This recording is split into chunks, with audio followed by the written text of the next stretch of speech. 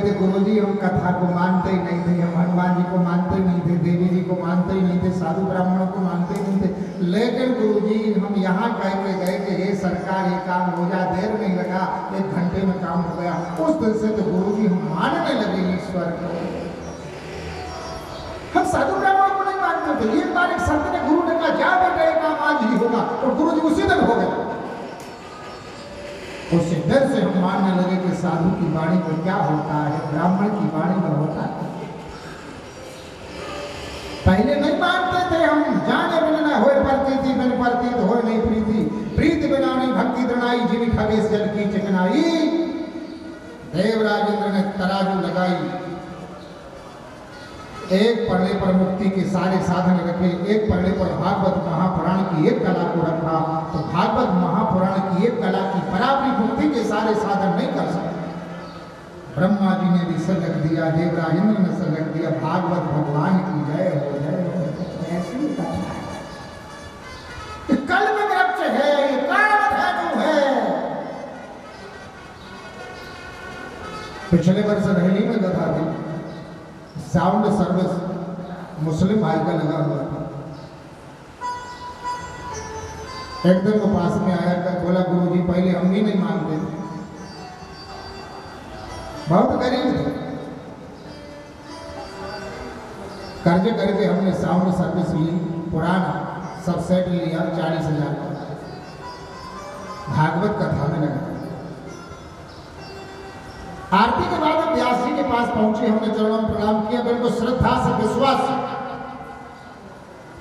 और हमने कहा गुरुजी हम बहुत गरीब हैं, आज हमने भागवत में सुना है कि भागवत सब देती है, यदि भागवत सब देती है तो गुरुजी ऐसे आशीर्वाद हो, आप व्यासपीठ पर बैठे हो, हमारी गरीबी दूर हो गई, आज से हम बाबू बिहारी के भक्त बन जाए। व्यास जी ने एक फल दिया, हमको जाओ बेटा इधर खाना, श्रद्धा विश्वास से प्रणाम करके जाओ, 6 माह में अमीर ना हो जाओ तो याद रखना। वो फल लेके हम गए, सारे परिवार के लोगों को प्रसाद खिलाया। गुरुजी 6 माह में हम कहीं से कहीं पहुंच गए, अब तो 10 वर्ष हो गए। ऐसी कृपा है सरकार की, आनंद ज्ञान में बता सकते। आज भी तो मुस्लिम आनंद ही आनंद बरस रहा है, कोई कमी नहीं है। बाकी बिहारी की ऐसी कृपा है, जो दरबार में आवे, भगवान के चरणों में विश्वास, तो उसका जीवन धन्य धन्य होगा। तो भगवान से विनती करे, काना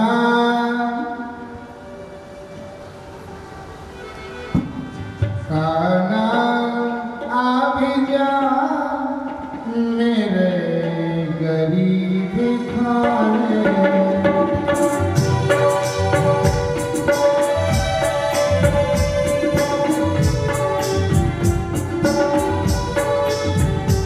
आ जा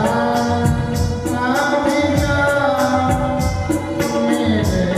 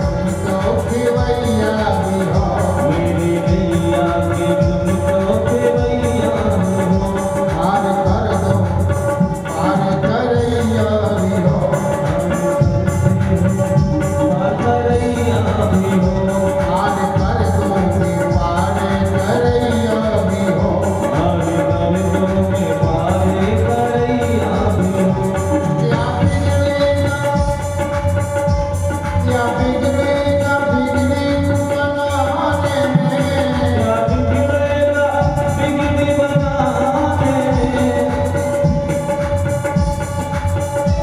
क्या बिगड़ेगा बिगड़ी बनाने में, क्या बिगड़ेगा बिगड़ी बनाने में।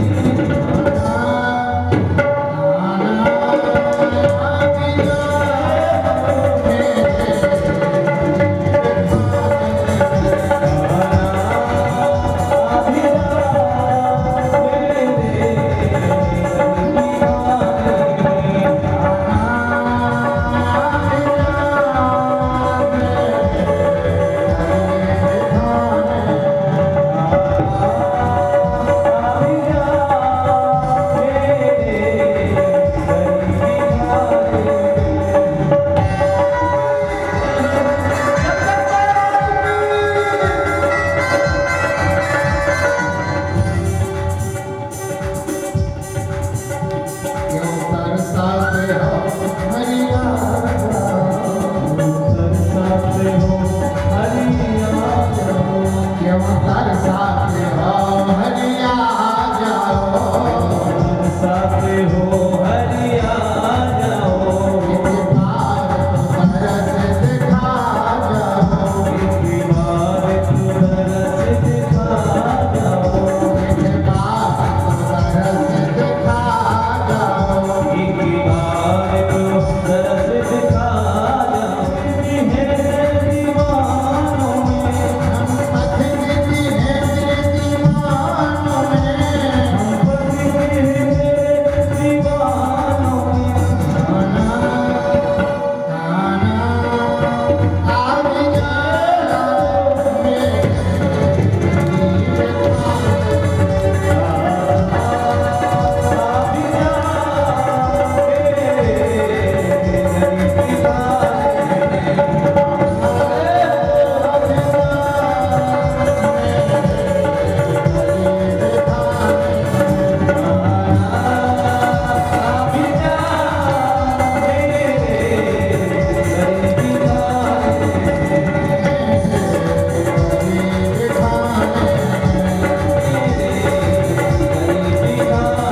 मेरे सब कुछ देती है।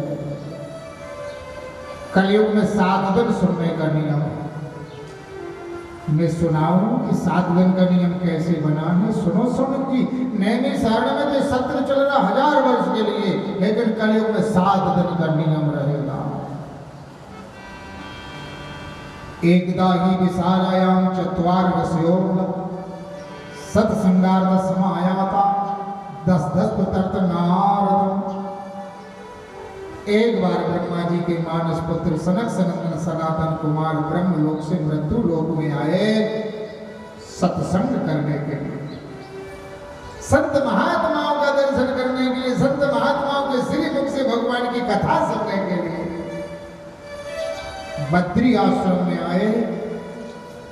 तो नारद जी को देखा, नारद जी नेत्र बंद किए बैठे भजन कर रहे। नारायण नारायण नारद जी ने नेत्र खोले। सनक सनंदन सनातन कुमार ने कहा, भैया यहाँ बैठ करके भजन क्यों कर रहे हो? अरे आप तो चलते फिरते भजन करने वाले साधु हो, दक्ष प्रजापति की आपको श्राप है, एक जगह बैठ करके भजन नहीं करोगे, चलते फिरते भजन करोगे, पर यहाँ क्यों बैठो? नारद जी कहते बैठने का कारण है, भैया सुनो, हम सुना रहे। अयम ही पृथ्वी यातो ज्ञात्वा सर्वोत्तमामिति पुष्करम चा प्रयागम चा काशी गोदावरी तथा हरि क्षेत्रम कुरुक्षेत्रम सहित रामेश्वरम। नारद जी ने कहा, मैंने पूरी पृथ्वी की परिक्रमा की, हरि क्षेत्र कुरुक्षेत्र सहित रामेश्वर गया, प्रयाग काशी जितने तीर्थ हैं मैं सभी तीर्थों पर गया, लेकिन मेरे लिए शांति नहीं। शांति क्यों नहीं मिली? लोगों में सत्य नहीं बचा है, लोगों में दया नहीं बची है, लोगों में प्रेम नहीं बचा है, लोगों के भीतर माता पिता के प्रति सम्मान नहीं है, साधु महात्माओं के पीछे श्रद्धा नहीं बची है। और मैंने ये भी देखा देखा कि साधु महात्मा भी भजन छोड़कर के परपंच में लगे, गृहस्थ भी गृहस्थ आश्रम में रह करके भी धर्म कर्म छोड़ चुके, माता पिता की सेवा भी लोग नहीं कर रहे हैं, एक दूसरे से छल कपट का व्यवहार कर रहे हैं। ये मैंने देखा है, मेरे को कहीं शांति नहीं मिली। क्या हो गया दुनिया के लोगों,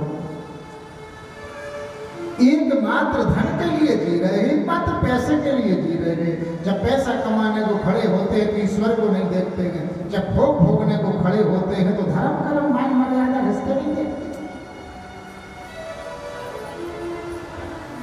एक ही भूत सवार है, धनवान बनना है, धनवान बनना है। कलयुग में माता पिता भी संतान को शिक्षा देते हैं। कौन सी शिक्षा देते हैं? मानस में लिखा है, माता पिता बालकन बुलावहि, माता पिता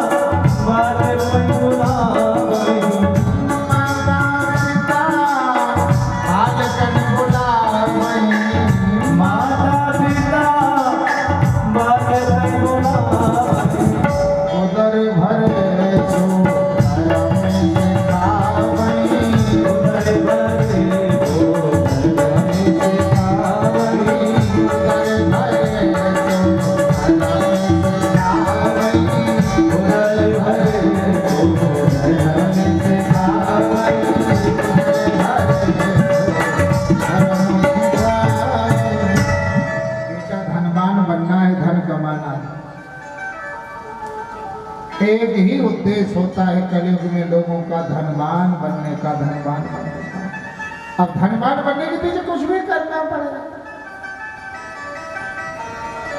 ये माता पिता संतान को शिक्षा देते। नारद जी कहते ये सब मैंने देखा, मेरे को बड़ी तकलीफ हुई। कम लोग हैं जो अपनी संतान को धर्म पर चलने की शिक्षा देते। बेटा धन के साथ में धर्म भी देखना है, बेटा धन के साथ में ईमान भी देखना है, बेटा धन के साथ में इज्जत भी देखना है, धन के साथ में बेटा परलोक भी देखना है, धन के साथ में बेटा सब कुछ देखना है। मैंने क्या देखा? एक मैया जिसकी युवा अवस्था है वो दुखी, दो पुरुष जिनकी वृद्ध अवस्था है वो अचेत पड़े, देवता वेद मंत्र बोल रहे हैं, गंगा यमुना सरस्वती पंखा डुला रही है। मैंने देखा कि वृंदावन में मैया दुखी क्यों है, लेकिन इससे पूछूं तो उचित नहीं है। माता बहनों के बीच में एक संत को जाकर के बात करने में एक लाज आती है, और कोई देखेगा तो वो कहेगा कि अच्छी बात नहीं। मैं निकलने लगा बाजू से, तो उस मैया ने मुझे बुलाया, भो साधु क्षणम दृष्ट हो, साधु क्षणम दृष्ट बहुत और को महाराज जी मेरी बात सुन। मैं पास में पहुंचा, मैंने कहा कहिए देवी ये कौन है, ये जो व्रत है पूरी पंखा डुला रही है, कौन है, वेद मंत्र बोल रही है, कौन है, और आप वृंदावन में दुखी क्यों हो? तो सुदेवी ने कहा मैं भक्ति हूं और ये मेरे पुत्र ज्ञान और वैराग्य। पंखा डुला रही गंगा यमुना सरस्वती है और वेद मंत्र बोल रहे स्वर्ग के देवता ही है।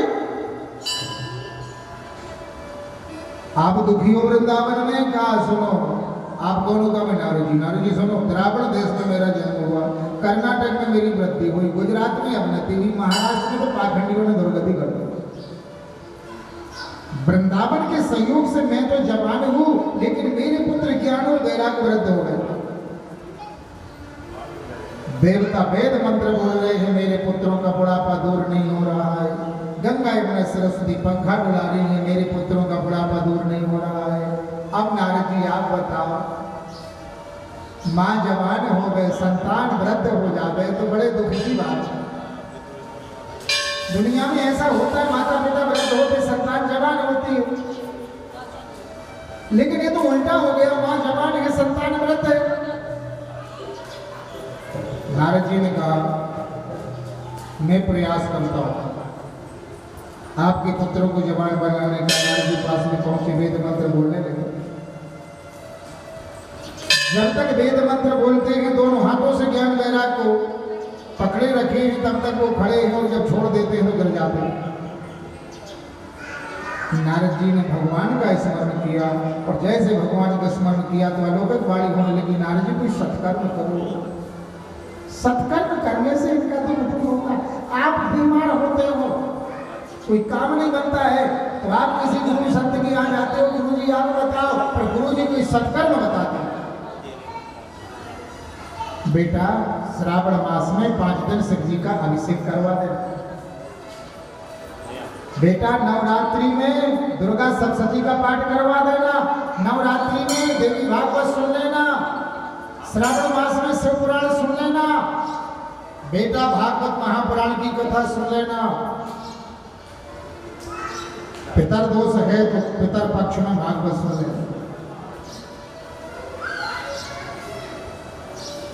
गुरु जी कोई सत्कर्म बताए। बेटा हनुमान जी के दरबार में 108 सुंदरकांड की पाठ करवा देना।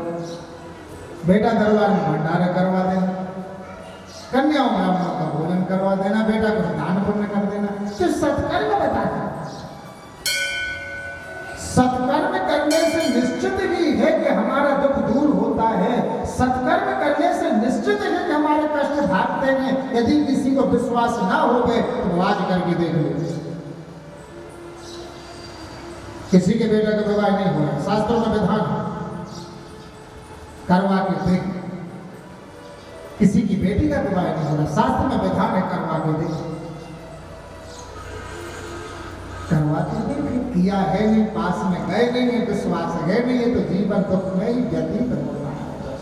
कुछ लोग कहते कुछ नहीं होता, कुछ नहीं होता, उनकी जिंदगी में कुछ नहीं है, जाती रही भावना जैसे उनको कुछ नहीं है, लेकिन जिनने किया है उनको सब कुछ है। आज वो माला माल है, प्यारे माल।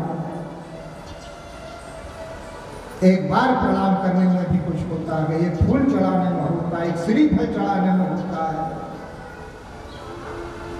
और जिनने किया गए आज उनको मिला है, और जो आज कर रहे हैं उनके ऊपर भगवान की कृपा है और सदैव रहेगी रहेगी। नारद जी ने भगवान का स्मरण किया। नारद जी अलौकिक वाणी होने लगी, कोई सत्कर्म करो। अब नारद जी कहने लगे, मैया भक्ति आकाशवाणी हुई, मेरी भक्ति को उसने सुना है, भगवान ने आकाशवाणी हुई। कोई भी धर्म कर्म हम करते हैं तो पावती रसीद आती है, पावती। सत्यनारायण भगवान की कथा करोगे तो पावती रसीद आएगी, आप समझ जाना। संकेत मिलेगा कि ये स्वीकार हो गया है, कोई संकेत मिलेगा, कोई सगुन होगा, कुछ भी होगा, समझ जाओ स्वीकार हो गया, उस भगवान ने स्वीकार कर लिया। हमारी कलश यात्रा शुरू हो रही थी, जैसे मंदिर के दरबार पर पहुंचे, तो हम बोलने गए, गौ माता गेट पर खड़ी, उसी समय उसने गोबर दिया, उसी समय गोबर दिया गया। पहले भी दे सकती थी, बाद में भी दे सकती। लिखा है, यदि गौ माता गोबर दे दरबार पर बहुत सो होता, बहुत सो तो संकेत होते, वो संकेत तो संकेत होते। समझ जाओ तो समझ जाओ, समझ पाए समझ। 7 दिन में तो बहुत से संकेत होते, बहुत से संकेत, बहुत से संकेत। कितनी बार कितने संकेत हुए। जबलपुर में भागवत कथा चल रही थी, 15 मिनट पंडाल में बांसुरी बजी, 15 मिनट। तो भैया साथ में थे तबला वालों, शुभम भी थे, पैड वाले, 5 कलाकार जबलपुर के थे। पितामह भीष्म द्वारों की सैया पर है, भगवान सामने खड़े, प्रसंग चल रहा था। बांसुरी वादक भी थे, वो बैठे हैं, सभी वाद्य यंत्र बंद हैं। 15 मिनट पंडाल में बांसुरी बजी। सारे भक्त रोने लगे। कथा के बाद हमारे यजमान चौरसिया जी थे, कहा गुरु जी आज तो बांके बिहारी ने आके बांसुरी बजाई है, 15 मिनट बांसुरी बजी है। 15 कितने कृष्ण, कितनी बार तो तोता आकर के 3-3 घंटे व्यास गद्दी पर बैठे रहे, कितने बार बंदर आकर के जहाँ कथा हो रही वहां बैठे। जो अभी केसरी से ठाकुर साहब थे भूतपूर्व मिलाकर अध्यक्ष, इनकी केसरी नगर में कथा चल रही थी, प्रतिदिन बंदर आता था, बीच केसरी में 3 घंटे बैठता था। चला कितने करिश्मा होते, भाव की रसीद आती गए कि आपका स्वीकार हो गया और आपको लगेगा कि स्वीकार हो गया। तो नारद जी ने कहा मैंने भगवान का भजन किया, भगवान से विनती की है तो भगवान ने सुन ली है, ये तो सत्य बात है, मेरी विनती सुनी है। अलौकिक वाणी ने कहा है कि सत्कर्म करो, भाव से सुनाओगे अभी तो भगवान अभी सुनेगा, कल नहीं सुनेगा, नहीं सुनेगा, आज ही सुनेगा, अभी इसी वक्त सुनेगा, अब भी सुनेगा। कोई बीमार है, डॉक्टर साहब ने बोल दिया अब ठीक नहीं हो रहा, उसी समय लगा दो टेर, 5 मिनट में डॉक्टर ही ना बोले कि हम 2 दिन देखते हैं, तो बोले उसी डॉक्टर को बोलना पड़ेगा दूसरे चक्कर में, 2 दिन देखते हैं, तीसरे दिन बोलेगा ठीक हो रहा है, आज करके देखते हैं। फाइल पास नहीं हो रही है बेटा की, सच्ची पुकार लगा देना प्यारे, दूसरे राउंड में पास ना हो जाए।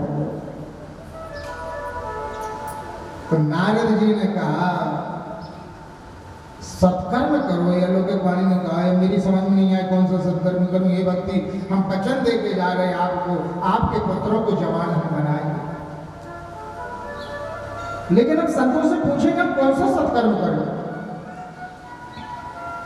नारद जी तीर्थ क्षेत्रों में संतों से निवेदन किए हैं, कोई संत समाधान नहीं दे पाया है।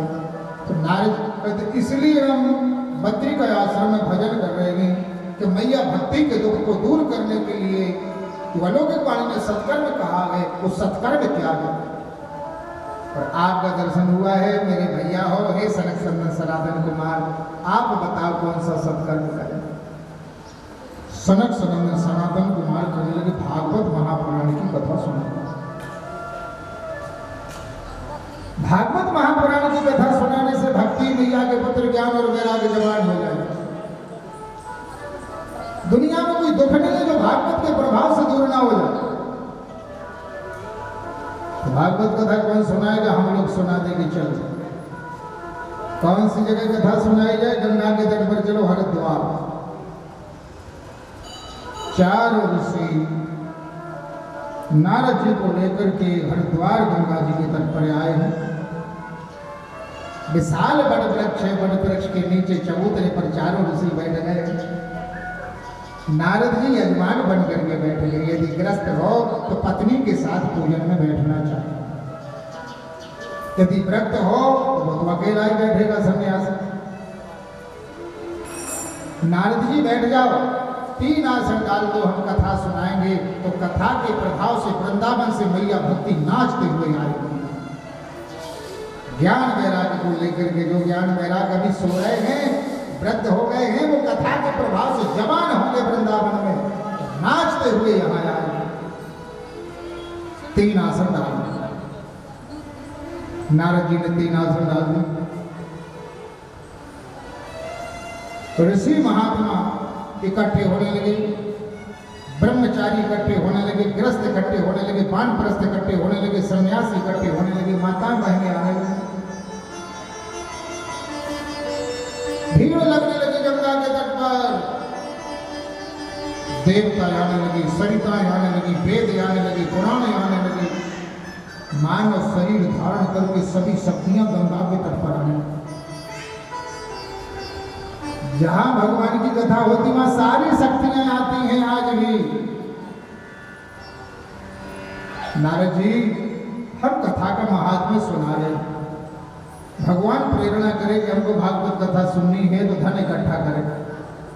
धन तो है लेकिन भागवत के नाम का धन इकट्ठा करें। ये धन हम भागवत में लगाए। माता बहनी गृहस्थी में तैयारी करेंगे, दाल है, ये चावल है, ये मसाला है, ये अचार है, ये पापड़ है, ये है, ये सब हम भागवत में लगाएंगे। ये सब भाव माताएं बनाए। मुहूर्त निकलवा के पत्रिकाएं छपवाए, ज्यादा से ज्यादा भक्तों को आमंत्रित करे, प्रयास रहे कि ज्यादा से ज्यादा भक्त इस यज्ञ में लाभ ले सके, ज्यादा से ज्यादा लोग ये पुण्य प्राप्त कर सके, ऐसा भाव। और जो लोग आवे बड़े प्रेम से, मीठी मधुर वाणी से उनका सम्मान करे, उनका स्वागत करे। जब वो यहाँ से जाए वो गए और वो कई अच्छी जगह हम गए थे भैया, जो भागवत करवा रहे हैं, जो आयोजक है, यजमान है, बड़े अच्छे आदमी, बड़े अच्छे आदमी। जितनी ज्यादा उनकी आत्मा खुश होते जाएगी उतना ज्यादा आशीर्वाद पुण्य खाते में आएगा, उतना ज्यादा खाते पुण्य। जो यहाँ से जावे वो जिंदगी भर याद करे, अरे वहाँ हम गए थे, ऐसे प्रेम से भैया ने बिठाया, अरे ऐसे, अरे जिंदगी भर याद करे। पुण्य का खाता, पुण्य का खोटा भार होता है। 7 दिन नियम से कथा सुने, बन सके तो व्रत करें। यदि कोई व्रत में स्वास्थ्य में कोई दिक्कत आती है तो हल्का आहार ले ले, पृथ्वी पर शयन करें, ब्रह्मचर्य व्रत का पालन करें। 7 दिन भगवान की कथा सुने, शांति के लिए हवन पूजन करवावे, जितना बन सके उतना भंडारा करवावे, साधु ब्राह्मणों को दक्षिणा देवे यथाशक्ति, माला माल हो जावे, धन धन हो। है नारद जी, मानव शरीर मिला है उससे गलतियां होती हैं, लेकिन 7 दिन भागवत जो सुन लेता है तो उसके जीवन में गलतियां फिर नहीं होती, क्योंकि उसका मन भी जो होता है तो गलतियों की तरफ नहीं जाता है, पाप की तरफ मन नहीं जाता। गोविंद उसके मन में चिपक जाते हैं। कैसे? सदा सेव्या श्रीमद्भागवती कथाया श्रवण मात्रेण हर्षचित्तम समाश्रित। जो 7 दिन भागवत सुनता है और भगवान उसके चित्त में चिपक जाते हैं। जैसे रील चल रही है तो यहाँ की फोटो आपकी रील में चिपक रही है, इस कैमरे में फोटो चिपक रही है, वाणी भी कैच कर रहा है कैमरा, है मशीन। ऐसे जो कथा सुनता है तो भीतर के कैमरे में भगवान की मूर्ति चिपक जाती है, भगवान की कथा हृदय में चिपक जाती है। प्यारे, जिंदगी भर वो भगवान चित्त से निकलते नहीं है, गोविंद चित्त में चिपक जाते। फिर दादा बैठे पंडा जी सिलवानी के पास चौका, 10-15 वर्ष से आप लगे हैं, कम से कम 20 कथाएं करवा चुके सिलवानी क्षेत्र में। और ऐसे बिहारी जी चिपके हैं, नरसिंह भगवान हनुमान जी चिपके हैं कि दादा को वो बैठने नहीं देते, लगाएंगे वो चिपक गए। दादा चाहेंगे फिर भी, आज बहुत से बनता है, अभी दादा बता रहे थे गुरु जी सागर में बनता है, का हो सकता है वो आपके से वही आए हो। हमने कहा हमको भी फोन नहीं लगाया, हमने बोल दिया भैया हम तो सवारी में धाम में, सुबह फोन आपने क्यों नहीं लगाया। दादा बैठे बिहारी जी चुप के, अब क्या करोगे यार? या तो वो कन्हैया किसी के भीतर बैठता ही नहीं है, या तो माँ के बिहारी किसी के घर जाता नहीं है, और जब जाता है तो दरवाजे बंद करो, फिर भी वो दरवाजे तोड़ के भीतर जाता है, माँ का चुरा लेता है। गोपिकाएं दरवाजे बंद करती थी, लेकिन माँ के बिहारी दरवाजे तोड़ देते थे। तो भगवान कहते थे तुमने प्रेम किया है, इसलिए तुम्हारा मन निर्मल हो गया है, इसलिए तुम्हारे दरवाजे तोड़ लेते। और जिनका मन निर्मल नहीं है वो भोग लगाती है, उनके घर नहीं जाते। सभी के घर भगवान नहीं जाते, ब्रज में सभी के घर नहीं गए, सभी गोपिकाओं के नहीं गए। दुर्योधन के 56 प्रकार के व्यंजन स्वीकार नहीं किए भगवान, विदुर रानी के यहाँ जाकर के छिड़के।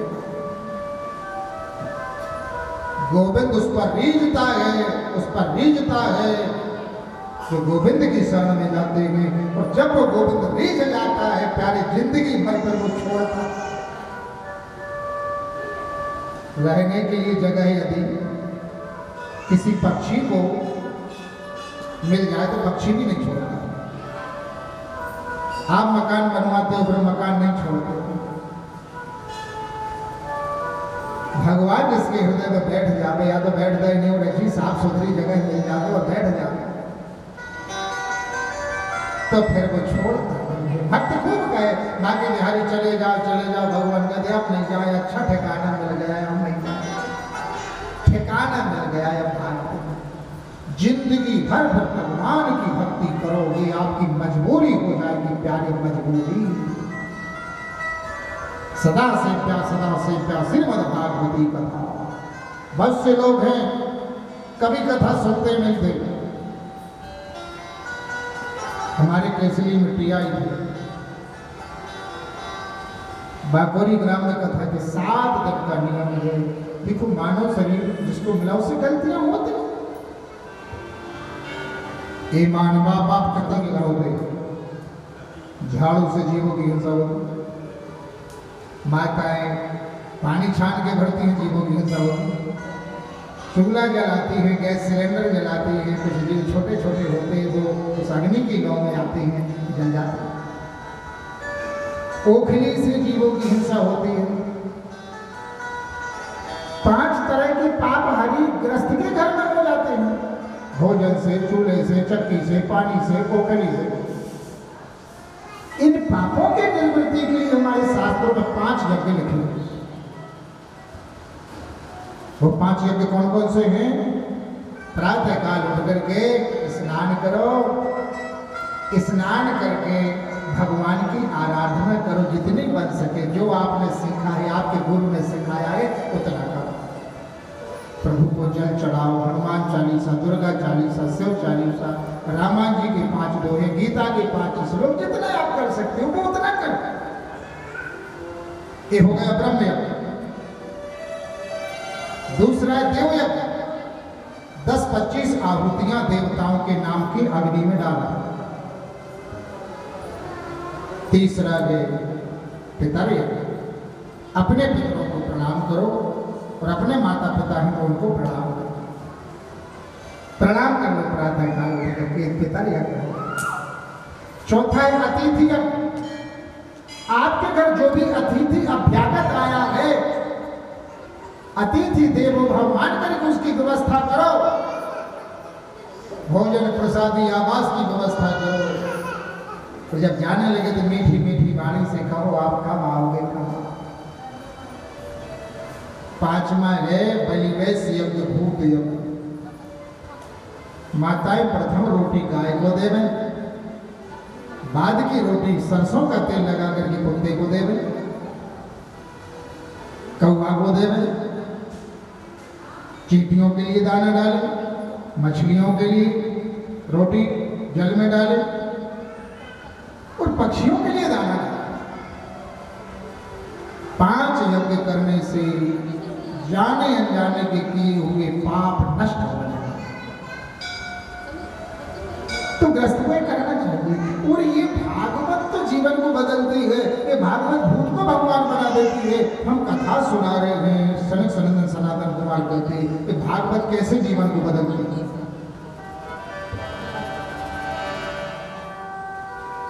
प्राचीन समय में तुंगभद्रा नदी के किनारे एक नगर था, जिस नगर का नाम उत्तम नगर था। उस नगर में चारों वर्णों के लोग निवास करते थे, ब्राह्मण, क्षत्रिय, वैश्य, शूद्र।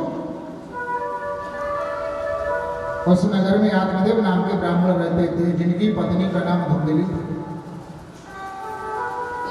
भगवान ने सब कुछ दिया था, संतान नहीं थी। ब्राह्मण बहुत दुखी था, आधा संतान कुंड में लगाया, संतान का जन्म नहीं लिया। गौ माता का पालन किया, गौ ने बछड़ा देना बंद कर दिया। तुलसी का बरवा घर लगाया, तुलसी माता सूख गई। लोग कहने लगे पापी है, इस समाज बड़ी विचित्र है।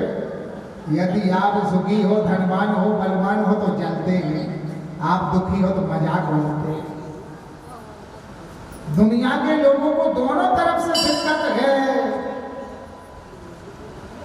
ब्राह्मण के लोग मजाक उड़ाने लगे।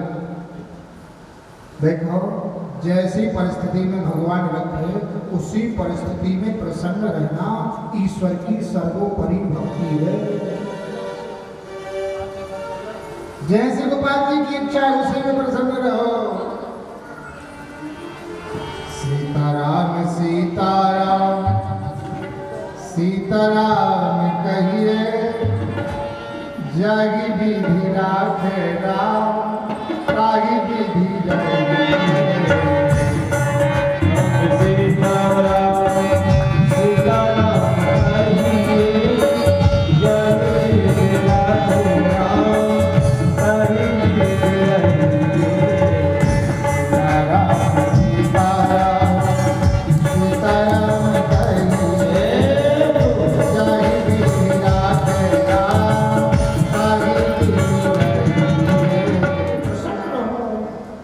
मैंने यही किया होगा, जो परिस्थिति मिली है मैंने यही बोया होगा। अच्छी परिस्थिति में हो तो अच्छे कर्म किए होंगे, विषम परिस्थिति में हो तो कोई गलती हो गई होगी, उसको स्वीकार करो, उसको स्वीकार करो। ब्राह्मण देवता मरने को चले, बेटा नहीं है तो मरेंगे। एक सरोवर के किनारे बैठ गए, एक महाराज जी आए, महाराज जी को प्रणाम किया। महाराज जी ने देखा ब्राह्मण उदास से दुखी है। कथम रोदसी विप्रातम कादे चिंतावरी सी वद धम सुख सुख कारण। संत जी ने पूछा, महाराज जी दुखी क्यों हो, चेहरा उदास क्यों है आपका? ब्राह्मण देवता ने कहा, स्वामी जी भगवान ने सब कुछ दिया है, संतान नहीं। संपत्ति सुनी एक पुत्र के बिना, जर जाए सो जीरा हरि भजन के बिना। सब कुछ है लेकिन बेटा नहीं है, हम मरने के लिए आए। महाराज जी खूब हंसे। महाराज जी ने कहा, तुम्हारे भाग्य में, तुम्हारी किस्मत में 7 जन्मों तक पुत्र का सुख नहीं लिखा है, मैंने पढ़ लिया। 7 जन्मों तक नहीं लिखा है, अब रोने से मरने से कुछ नहीं होगा, तुम भजन करो। तो महाराज जी भजन में मन नहीं लगता है, या तो मेरे लिए पुत्र दो या मर जाने दो। संत जी ने कहा, आज रो रहे हो पुत्र नहीं है, कल पुत्र के कर्म देखोगे फिर रोना पड़ेगा, लेकिन जाओ फल के लिए ले जाओ, मरने नहीं देंगे, पत्नी को खिला देने जाओ। ब्राह्मण फल लेकर के घर आ गया, पत्नी को सारी बात बताई, फल दे दिया। पत्नी कर्कशा नारी थी प्यारे, पत्नी में फल नहीं खाया। इस कलयुग में जिसकी पत्नी धर्म पत्नी है, जिसका बेटा आज्ञाकारी है, उसने इस कलयुग में सब कुछ पा लिया है। उसको सामने लगाया है, जिसकी पत्नी धर्म पत्नी है और जिसका बेटा आज्ञाकारी है, और ज्यादा सुखों की जरूरत नहीं है। लिखे तो बहुत है, क्या बहुत लिखे। पहला सुख निरोगी काया, दूजा सुख घर में माया, तीजा सुख सुरक्षा नारी, चौथा सुख सुखाकारी, पांचवा घर में वैद काऊ। ये तो बहुत है, लेकिन ये 2 भर है तो सब।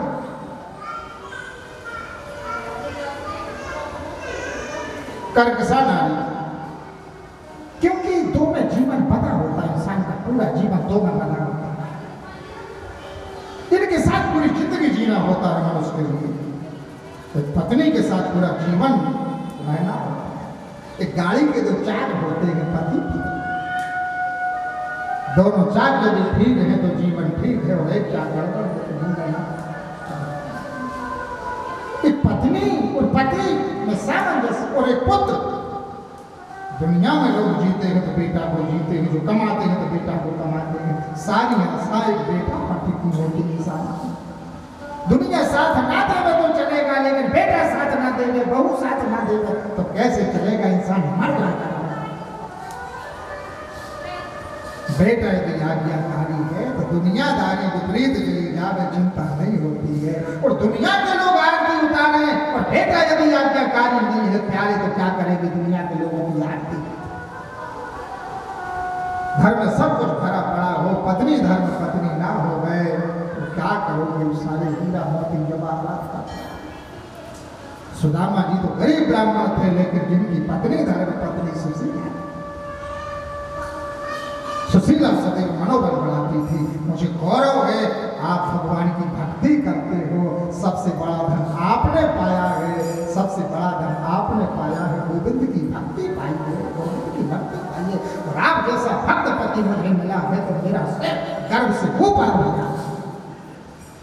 सुदामा जी कहते सुशीला तेरी जैसी धर्म पत्नी पाकर के मेरा सिर के ऊपर लगा।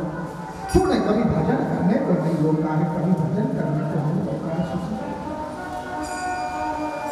और जब बिहारी जी की कृपा हुई है तो सुदामा जी दो लोग के धनी बन गए, क्योंकि इनकी पत्नी धर्म पत्नी, ये धर्मात्मा है। भजन पूजन करने वाला होता, पति पत्नी में लड़ाई झगड़ा नहीं होता, बेटा आज्ञाकारी होता, उनके घर में कोई कमी नहीं रह सकती। आज कमी है तो चिंता नहीं करना, 2, 5, 10 साल में माला माल हो जाओगे, माला माल हो जाओगे, क्या है माला माल हो जाओगे, कमी रहेगी। माला माल हो तो समझ जाओ पत्नी धर्म पत्नी है, हमारी माँ लक्ष्मी है, हमारा बेटा आज्ञाकारी है, हमारा बेटा समाज पर चल रहा है। पत्नी कर्कशा नारी थी, फल नहीं खाई। सखियों के बीच में सारी बात सुनाई। इसकी बहन बैठी थी सखियों के बीच में, जिसकी नजर धुंधली के धन पर थी, इसने गलत शिक्षा दे दी धुंधली को, क्योंकि धुंधली में समझ नहीं थी, धुंधली में समझ नहीं। जिस इंसान में खुद की बुद्धि नहीं होती है, जिस इंसान में खुद की समझ नहीं होती है, उसको लोग कहां गिरा देवे कोई भरोसा नहीं। आपकी स्वयं की बुद्धि काम नहीं करती, कहां लोग फंसा देवे कोई भरोसा नहीं। नीति शास्त्र में लिखा यस्नास्ति संप्रज्ञा शास्त्रम दस्य करोधिकम लोचनाभ्यम हीनस दर्पणा जंकरस्य। जिसकी स्वयं की प्रज्ञा नहीं है, जिसकी स्वयं की बुद्धि काम नहीं करती है, शास्त्रम दस्य करोधिकम, उसको शास्त्र क्या करेगा, गीता रामायण उसको क्या करेगी। जिसकी स्वयं की बुद्धि काम नहीं करती है, उसको वेद पुराण की बातें ऐसे हैं जैसे अंधे के सामने दर्पण दिखा। यस्य नास्ति संप्रज्ञा शास्त्रम तस्य करोधिकम लोचनाभ्यम हीनस दर्पणा जंकरस्य। जिसके लोचन नहीं है, जिसके आंखें नहीं है, उसको दर्पण दिखाओ, दर्पण क्या काम करेगा, कुछ काम नहीं करेगा। स्वयं की बुद्धि नहीं है, जिसके भीतर क्या है। धुंधली को इसकी बहन ने फुसला दिया, फल गौ माता को दिलवा दिया, और इसने कहा मेरे यहाँ जो संतान पैदा होगी मैं तेरे यहाँ भिजवा दूंगी, मेरे पति को धम दे। कर्कशा नारी थी, सब कुछ किया, पति से झूठ बोल दिया, मैंने बल खा लिया। बहन ने पुत्र को जन्म दिया, उसने धुंधली के यहाँ भिजवा दिया। धुंधली ने पति से झूठ बोल दिया, मैंने पुत्र को जन्म दिया है। ब्राह्मण ने दान दिया, बेटा का मैं नाम रखूंगा, बेटा ही पूरी संपत्ति होता है, पिता की पूरी संपत्ति पुत्र होता है, मैं नाम रखूंगा।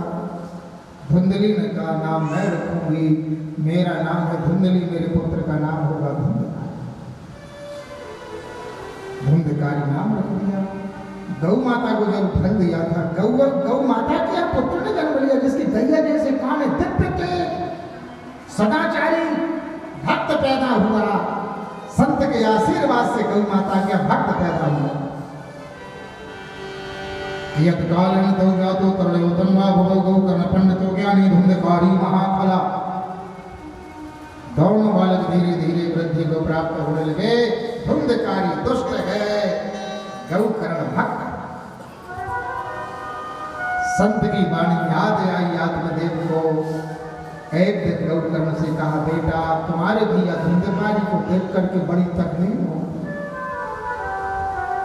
सारी जीवन की कमाई मदरा पान में वैश्यावृत्ति में बर्बाद कर रहा है, सारी जीवन की कमाई का दुरुपयोग कर रहा है, बेटा बड़ी तकलीफ है।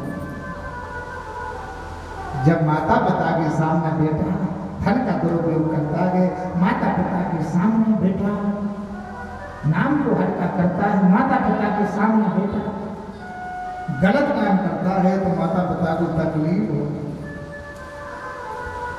मैंने कैसे धन इकट्ठा किया है, मैंने कैसे मकान बनाया है, कैसे मैंने गाड़ी खरीदी है, कैसे मैंने इज्जत बनाई है, कैसे मैंने बेटा बटा रहा है, बड़ी तकलीफ। गौकर्ण जी ने ज्ञान दिया पिताजी इन सारी बातों को भूलो, भगवान का भजन करो, भगवान के भजन में मन लगाओ, भगवान में मन लगाओ। कि दुनिया के लिए छोड़ो, कोई किसी का नहीं है। ऐसा ज्ञान दिया गौकर्ण ने अपने पिताजी को। पिताजी भजन में लग गए। भजन करते करते सदगति को प्राप्त हो। जब से लगो राम रसनी को, राम रसनी को,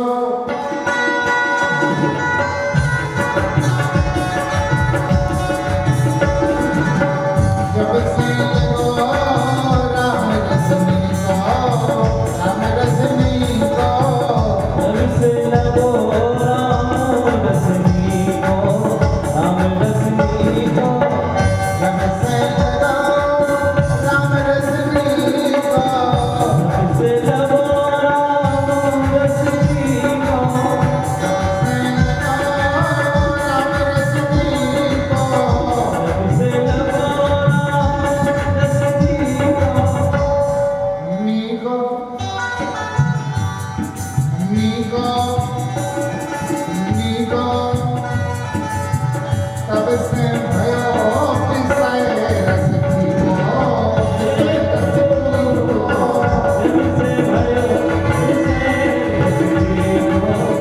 करने लगा। जितना धन पिताजी का रखा हुआ था माँ से छीन लिया बेटा ने जबरदस्ती। मदरा पान में वेश्यावृत्ति में संसार के पुकार में बर्बाद। एक दिन माँ से धन मांगा, जब माँ के पास धन नहीं बचा तो माँ को पीटने लगा, पीटने लगा, माँ को पीटने लगा। माँ को बेटा पीट रहा है तो माँ ने गलती की है, तब तो ऐसी संतान पैदा हुई। माँ की गलती मेरी माँ ने गलती की तो माँ पर डंडे पड़ गए। गलती माँ की है। ब्राह्मण की गलती नहीं थी तो वो तो सदगति को प्राप्त हो गया, लेकिन इसकी गलती थी तो हो गई। माँ मृत्यु को प्राप्त हो गई। धुंधकारी वैश्याओं को घर में रख लेता, वैश्यावृत्ति करने लगा, डांके डालने लगा। एक बार राजा के घर डाका डाला, बहुत धन लेकर के आ गया। वेश्याओं ने विचार किया पकड़ा जाएगा तो सारा धन चला जाएगा, चिंता इसकी नहीं है, चिंता धन की है। वेश्याओं ने आपस में सलाह की, इसको मृत्यु की शैया पर सुला दिया। रात्रि के समय सोते समय रस्सी से बांधा इसके लिए और बांध करके इसके मुख में प्रज्वलित अंगारे डाले। तब तिंगार समूहच्युतम विच्छे चुपा अग्नि ज्वाला देवकेन व्याकुलो निधनम गता। इसके मुख में प्रज्वलित अंगारे डाले। अंगारों की वेदना से धुंधकारी का प्राणांत हो गया। उस शव को घर के भीतर गड्ढा खोद करके डाल दिया, लीपा पोती करके धन लेके चली गई और ये धुंधकारी प्रेत बन गया, भूत बन गया। सारी जिंदगी पाप कर्म किया था, जो ज्यादा पाप कर्म करे उसको नरक में भी जगह नहीं मिलती है। नरक में वही जाता जिसने कम पाप किए। 28 प्रकार के नरक हैं, वर्णन सुखदेव जी ने 5वें स्कंद में किया। ज्यादा पाप हो गए तो नरक के दरवाजे बंद हो जाते, वो प्रेत बनता, आत्मा भटक गई। गौकर्ण जी तीर्थ यात्रा को निकल गए। बहुत समय के बाद अपने घर आए।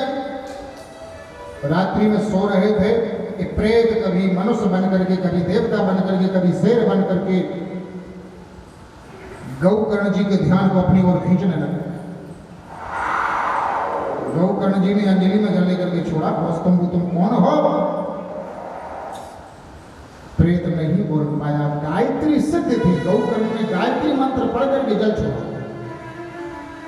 अलौकिक वाणी होने लगी, मैं तुम्हारा भैया धुंधकारी हूं, प्रेत बन गया हूं, मेरा उद्धार कर दो। गौकर्ण जी ने कहा मैंने गया में पिंडदान किया, तेरा उद्धार नहीं हुआ। गया में पिंडदान करने के बाद भी उद्धार नहीं हुआ। एक पितर पक्ष चल रहा है। इस पितर पक्ष में कितने लोग गया जा रहे हैं अपने पितरों का पिंडदान करने के लिए। कितनी गाड़ियां जा रही, कितनी बसें जा रही, कितने लोग जा रहे हैं। क्यों जाते हैं गया पिंडदान करने के लिए? कथा है वायु पुराण में। वायु पुराण में कथा है। गयासुर नाम का दैत्य था, 1.25 योजन ऊंचा, 800 योजन लंबा। 1.25 योजन 500 कोस, 8 योजन 3200 कोस, इतना लंबा चौड़ा राक्षस था जिसका नाम था गयासुर। इसने तपस्या की, ब्रह्मा जी प्रसन्न हो गए। ब्रह्मा जी ने कहा गयासुर वरदान मांगो। गयासुर बोला भिख मांगे नहीं है, हमको कुछ नहीं चाहिए। ब्रह्मा जी चले गए, शिव जी आए, ऐसे शिव जी से बोल दिया विष्णु भगवान प्रकट हुए, गया सब वरदान मांगो। विष्णु भगवान से कह दिया मुझे कुछ नहीं चाहिए, आपको मांगना है तो हमसे मांगो। विष्णु भगवान खूब हंसे, गया सब मेरे को देगा तुम कहा। तो विष्णु भगवान ने कहा मैं मांग रहा हूं तुम लेट जा और तेरी पीठ पर मैं यज्ञ करवाना चाहता हूं। गयासुर लेट गया, विष्णु भगवान ने गयासुर की पीठ पर 100 यज्ञ करवाया। 100 यज्ञ पूर्ण हुए। विष्णु भगवान कहते गयासुर में नारायण हूं, मेरी इज्जत का सवाल है बेटा मेरे से कुछ मांग ले। गयासुर चरणों में गिर गया है, मेरे में आपने सामर्थ्य दी है, यदि आप सामर्थ्य ना देते तो मेरी पीठ पर यज्ञ हो सकते थे। करते हो तुम कन्हैया, मेरा नाम हो रहा है, करने वाले तो आप। देना चाहते हो तो आज से इस तीर्थ का नाम गया तीर्थ पड़ जावे, हम ये मांग रहे हैं। मेरा नाम गयासुर है तो इस तीर्थ का नाम गया तीर्थ पड़ जावे। और जो मेरी पीठ पर आपने 100 यज्ञ किए हैं, जो पुण्य इकट्ठा हुआ है वो पुण्य उनको मिले जो पितर पक्ष में अपने पितरों का तर्पण करने को यहाँ आवे, वो मेरा पुण्य उनके लिए प्राप्त हो जावे, उनके पितर सदगति को प्राप्त हो जावे। बस मैं यही मांगा। भगवान ने आशीर्वाद दिया था प्यारे, इसलिए गंगा गया में पितरों का तर्पण करते हैं, पिंडदान करते हैं और करना चाहिए। अब एक बात यहाँ ये है, कुछ लोग कहते हैं तर्पण करने के बाद श्राद्ध करें या ना करें। ऐसा कहीं नहीं लिखा है। श्राद्ध करना तो बेटा का कर्तव्य है, पितरों को जल देना तो बेटा का कर्तव्य। पितर पक्ष में क्या इतना नहीं कर सकते, उनकी तिथि में श्राद्ध नहीं कर सकते, 2, 5, 10 ब्राह्मण नहीं खिला सकते, क्या पाप लगेगा? उनको जल नहीं दे सकते। पुत्र तो नित्य प्रति जल देते। माता पिता यदि मौजूद हैं तो दिन में एक बार जरूर कहे पिताजी जल पी लो, अपने हाथ में गिलास लेकर के बेटा को कहना। मरने के बावजूद भी जब तक बेटा अंजलि से जल नहीं देता पिता तरफ नहीं होते।